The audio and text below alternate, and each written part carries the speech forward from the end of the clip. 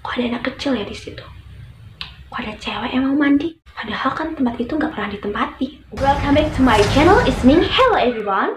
Oke, di sini aku akan membahas berita viral seorang pengendara mobil yang tersesat di hutan Pacet, wilayah Mojokerto, guys. Ia bernama Pak Suryadi, umur 31 tahun. Dan seketika itu Pak Suryadi itu lagi mengikuti Google Map, guys. Kemudian Pak Suryadi ini baru tersadar bahwa ia tersesat di hutan dan kendaraannya pun tidak bisa jalan, guys.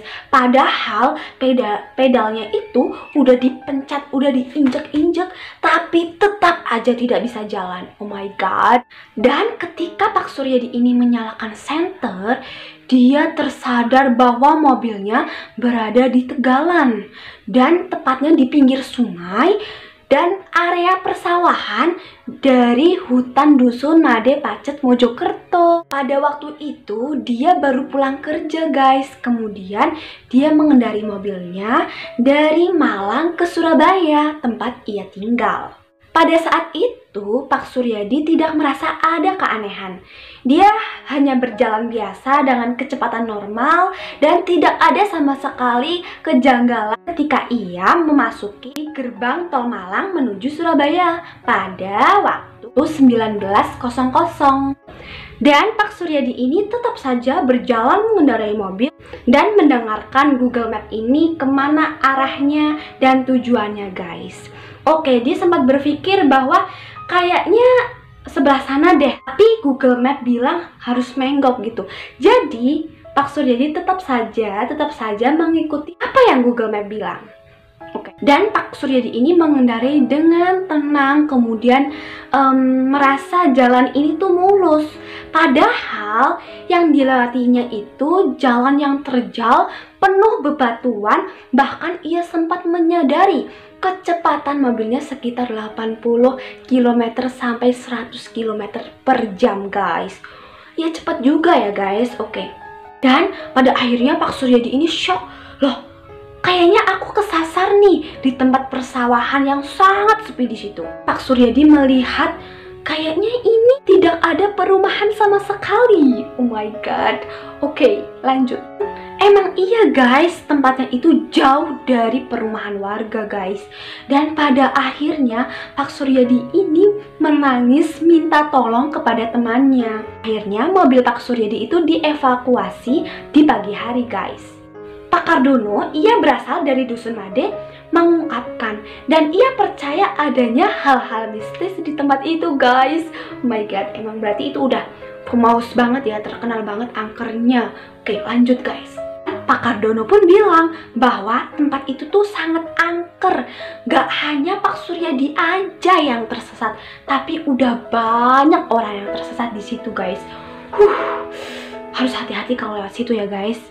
Harus fokus berdoa, oke? Dan tempat Pak Suryadi tersesat ini jaraknya 3 km dari pemukiman warga.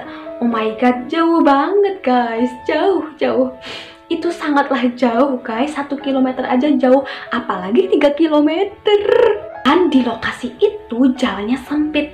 Banyak orang atau saksi warga yang melihat banyak penampakan makhluk halus yang bentuknya itulah, inilah, yang berambut panjang lah. Berarti emang makanya sepi ya. Jadi ya begitu, karena dihuni banyak makhluk-makhluk yang tidak kasat mata, guys. Oke. Dan kok kenapa tempat ini sangat angker? Nyampe-nyampe banyak orang yang tersesat di situ. Karena dulunya ada sejarah kelam pada tahun 2002, guys. Sejarah kelam apa sih? Sejarah kelam korban banjir dan longsor, guys. Yang meninggal di situ.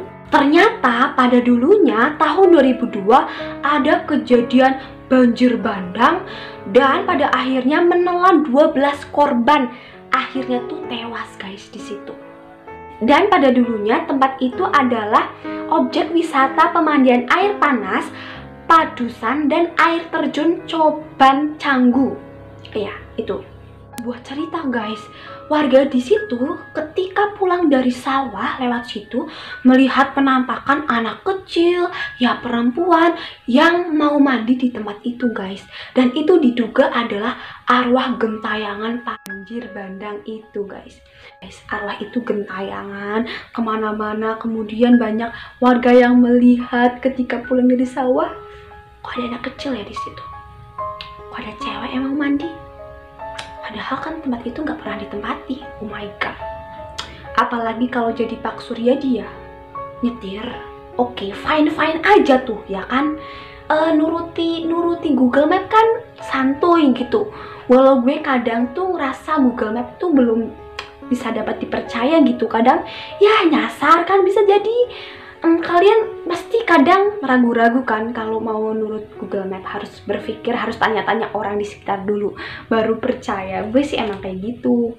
Dan apalagi kalau malam-malam guys, oh my god, itu jangan langsung percaya aja gitu sama Google Map, harus tanya-tanya orang dulu kalau ragu-ragu gitu kan. Dan anehnya ya guys, Pak Suryadi ini merasa jalannya tuh kayak mulus gitu kan.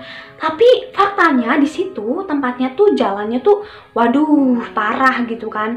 Dan kemudian mobilnya Pak Suryadi ini nggak ada lecet sama sekali.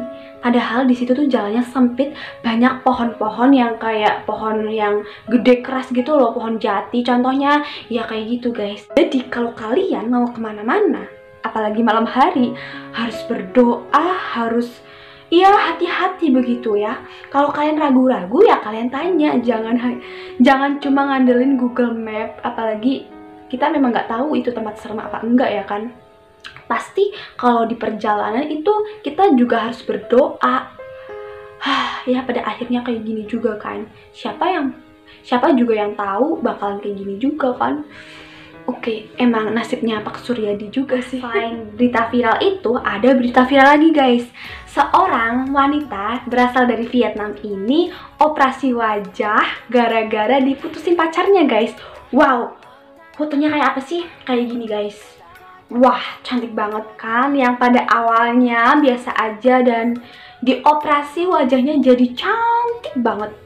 Wow. Kayaknya dia sakit hati banget deh. Kok bisa ya dia operasi wajah? Operasi wajah kan ya cukup mahal ya kan. Warganet Vietnam dibuat gempar karena seorang gadis operasi wajah gara-gara diputusin pacarnya guys. Pemuda itu bernama Nguyen Tuong. Pemuda itu bernama Nguyen Tuong Phi menjadi perbincangan di media sosial. Pemuda yang berumur 21 ini yang berada di provinsi Dak Lak, ia mengambil langkah yang drastis saat ia putus dari pacarnya pada umur 17 tahun. Dan selama ia berkencan, memang si mantannya menyukai dirinya, tapi dia tidak pernah dibawa ke teman-teman si cowoknya. Oh gitu. Dan mengapa si Nguyen ini memutuskan untuk mengoperasi wajahnya? Karena pada saat itu ya guys, si Nguyen ini sama pacarnya itu berkunjung di sebuah pesta guys. Dan anehnya pacarnya itu jadi berubah guys perilakunya kepada si cewek ini, si Nguyen ini guys.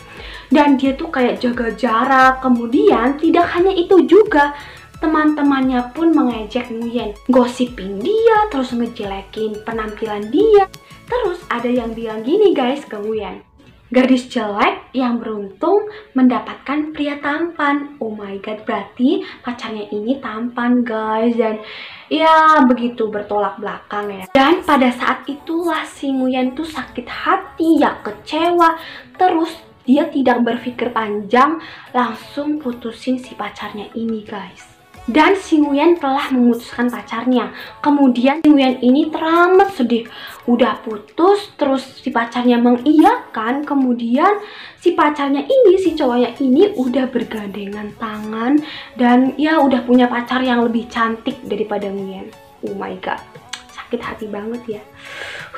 Nggak hanya perasaan sakit hati doang guys yang dirasakan oleh Nguyen, tapi Nguyen ini sakit hati, kemudian kecewa ya iya, terus dia membenci diri sendiri. dengan penampilannya yang seperti ini guys. Kemudian si Nguyen ini ngomong ke orang tuanya kepengen operasi wajah, dan orang tuanya mendukung si Nguyen untuk operasi wajah, dan pada akhirnya orang tuanya membiayai operasinya Nguyen guys. Pergi ke klinik kecantikan, kemudian operasi ditemani orang tuanya, dan pada akhirnya dia selama 4 tahun tidak bertemu mantan. Ketika itu mantannya tahu karena dia melihat fotonya di media sosial guys. Dan si Nguyen ini berterima kasih kepada dia yang udah nyakitin. Karena sekarang juga Nguyen berpikir bahwa kayaknya juga malu sih pacar aku mau memperkenalkan aku karena aku dulunya jelek gitu. Tapi aku sangat berterima kasih, jadi aku kayak gini sekarang. Wow, applause. Dia udah bangga pada masa lalu, maksudnya dia udah menerima masa lalunya, dan kemudian dia udah berubah makin cantik dan membuat menyesal si mantannya ini guys. Itu adalah balas dendam yang terbaik ya. Jadi ya begitu. Jadi kalau sakit hati ya kita merubah penampilan kita ya, lebih cantik lagi ya guys.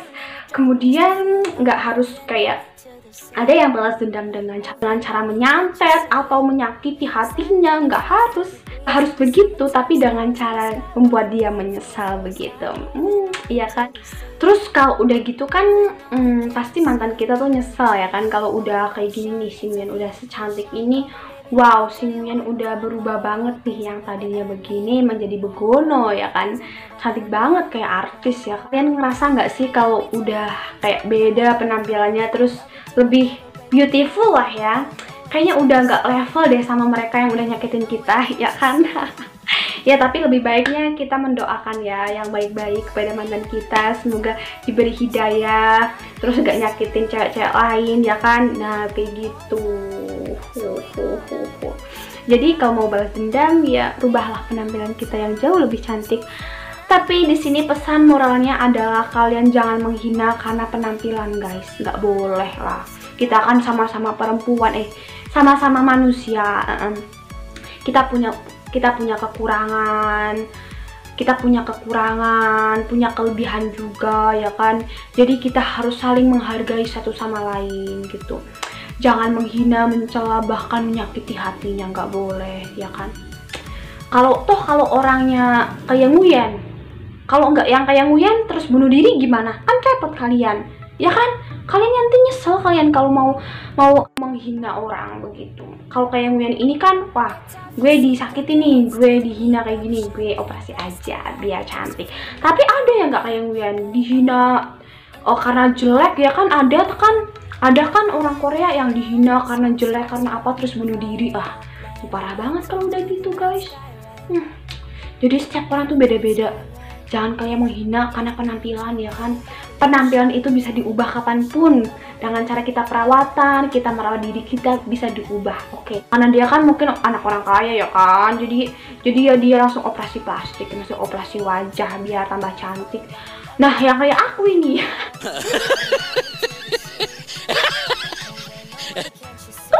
tapi aku nggak usah operasi plastik lah ya, nggak usah. Maksudnya buat apa juga sih ya kan. Oke, mungkin sekian dari aku. Thanks udah nonton video aku.